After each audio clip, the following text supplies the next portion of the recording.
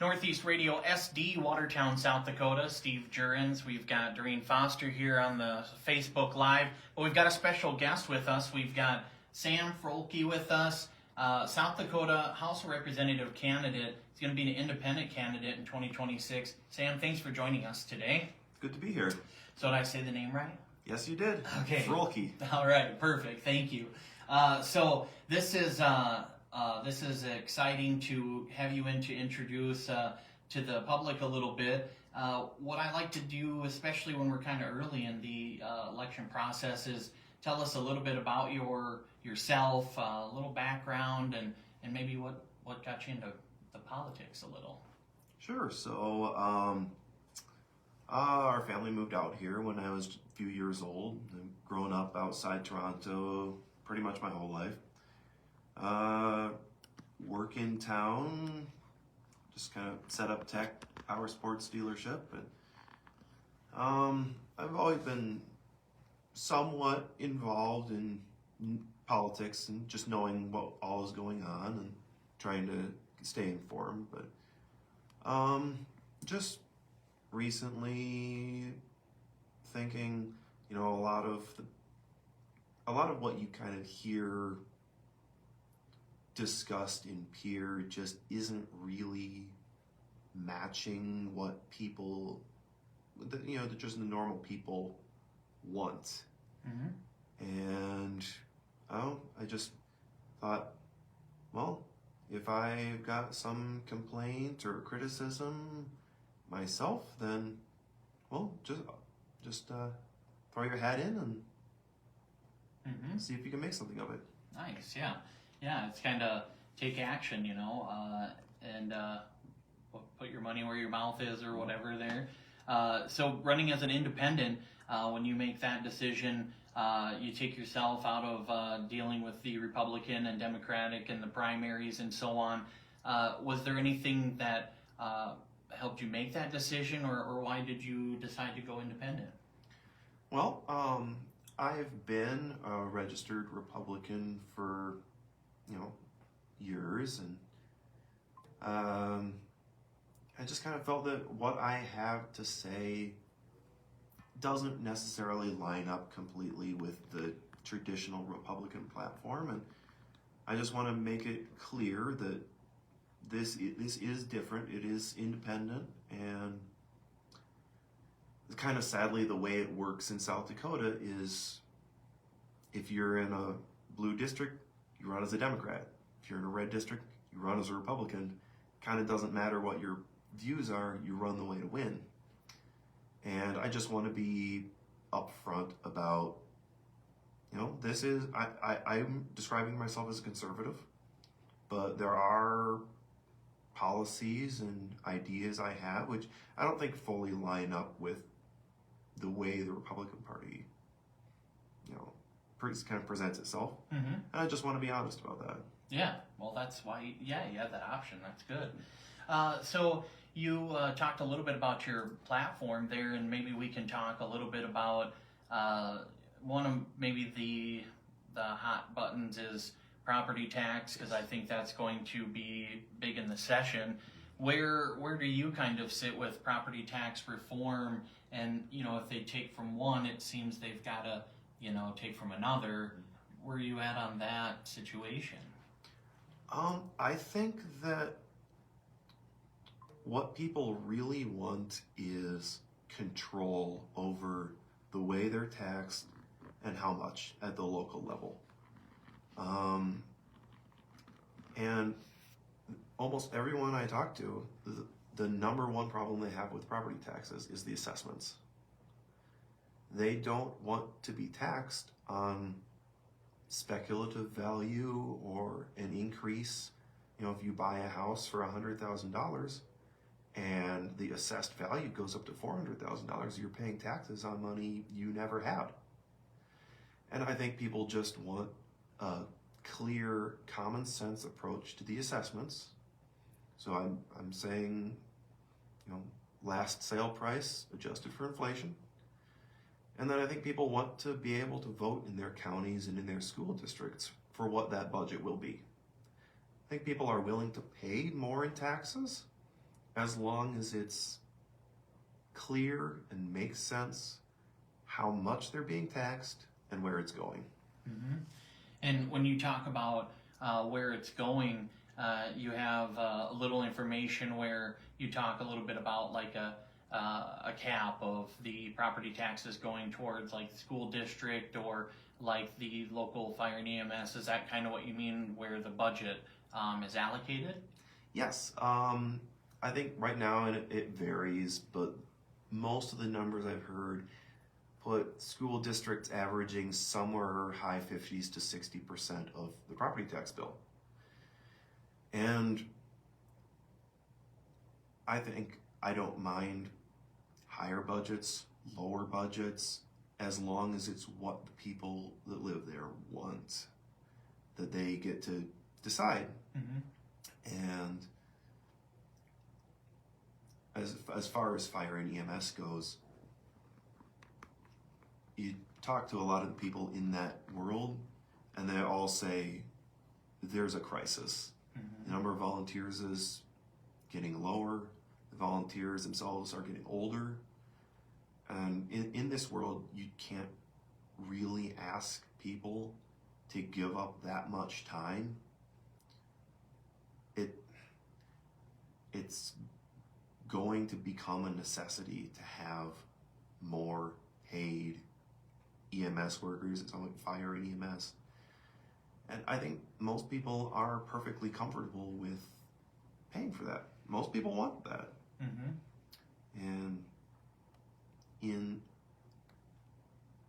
if we look at priorities, I just think we need to reorient our priorities, that some of our necessities like fire and EMS might have to come before the school budgets. Mm-hmm. All right. And other things that are going to pop up inevitably are health care, whether it's Medicaid or it's affordable health care for people. You talk a little bit about encouraging independent health care. Maybe talk a little bit about that route. All right. So I think everyone knows healthcare prices are unmanageable. This is, it's so easy to get into a situation where you need medical help or you're in an accident and all of a sudden you're now permanently in debt for the rest of your life. And the government has frequently tried to step in and assist or make things work better. I think we should leave the current healthcare system the way it is, but simply give people the option to go a different route.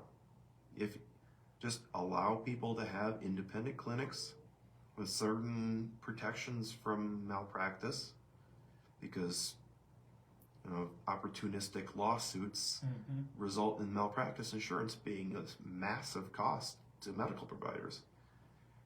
And just giving some people the opportunity to choose their own level of care. I think requiring employers to offer the cash equivalent if they offer health insurance plans. Just require that they offer the cash equivalent to employees that want to opt out of it. Maybe they can take that and they can choose their own plan or their own level of care that they want. And I think too that we should look into the possibility of kind of a healthcare cooperative. If there's a group of people in the state that want to pay into a cooperative that owns and runs its own hospitals, those members who are paying the costs of it can just use it at will. That's not going to solve every problem. Obviously, things still cost money. But I think there are other options that we can be looking into rather than just trying to fix the existing system. All right. Well, in your area specifically, you do have some, you're starting to hear in legislation and maybe even federally a little too, but the like data centers and different larger projects like that. Is that something that's kind of on your radar as well? Yes, the data center has been a huge issue around Toronto, obviously.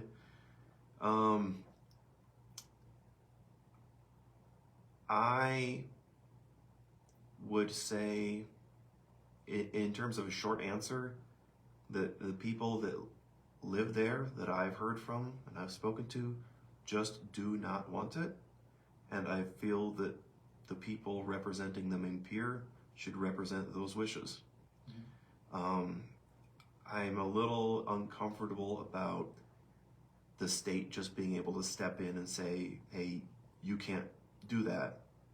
You know, if it's your own land and you want to build something or have a business, but that is what the people that live there want. And the corporations can't have it both ways, right?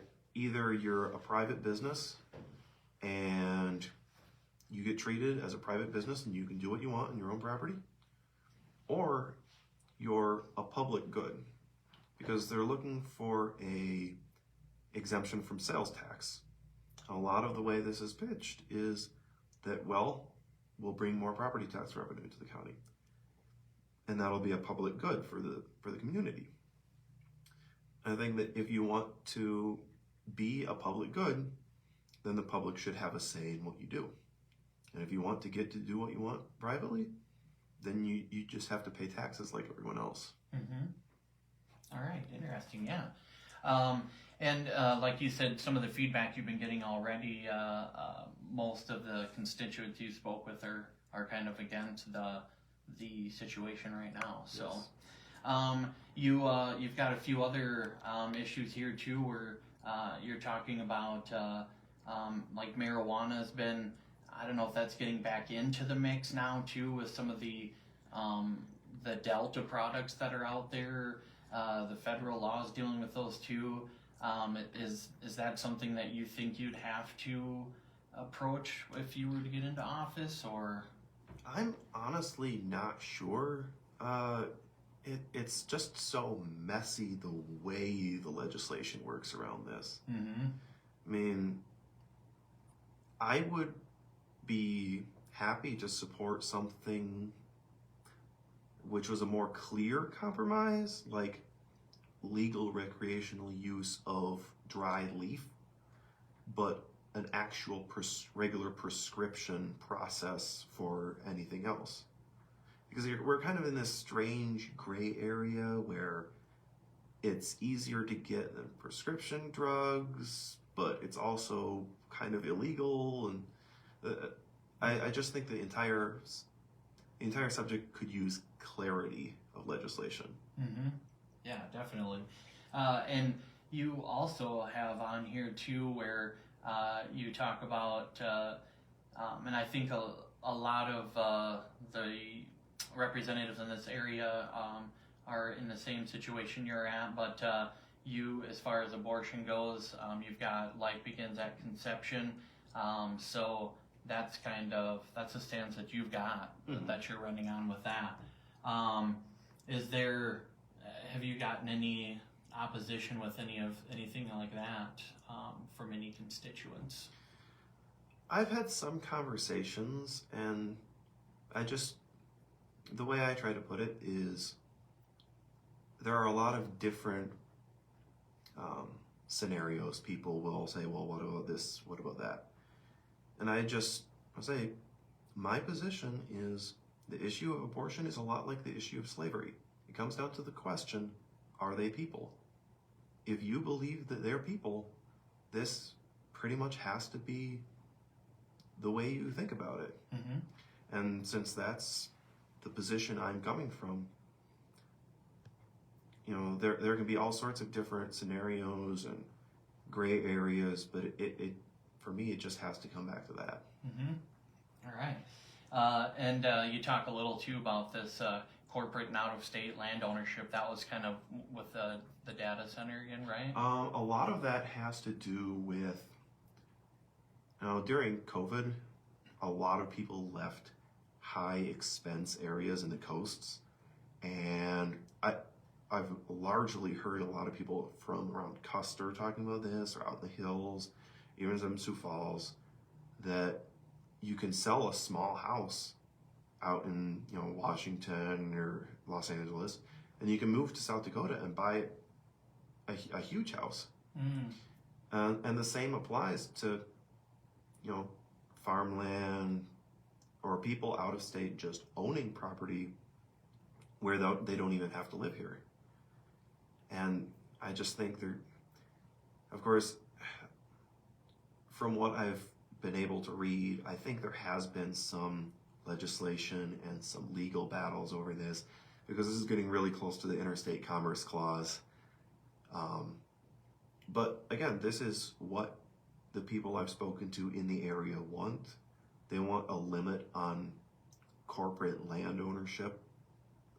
Cropland is driving prices up, or single family dwellings, just things like that there might be some legal issues with, but this is what the people in the area want, at least the ones I've talked to. Good. Well, that's a lot of the platform that you have, but I do want to make sure, is there anything that we didn't touch on that you want to make sure that you do kind of cover that's part of your platform? Just there's a lot of fighting in the Republican Party right now, and I think we all need to just take a couple steps back from Washington, and just think, what do the people that live here want? What are our solutions that work best for us?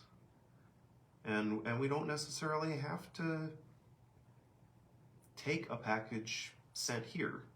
We can make our own policy. Very good. So you are kicking off your campaign, if you will. So you're collecting signatures and that still at this point, right? So that'll start in January. January. Okay. And just be going around, knocking on doors, talking to people, getting their input. Shaking hands and Yeah. taking notes.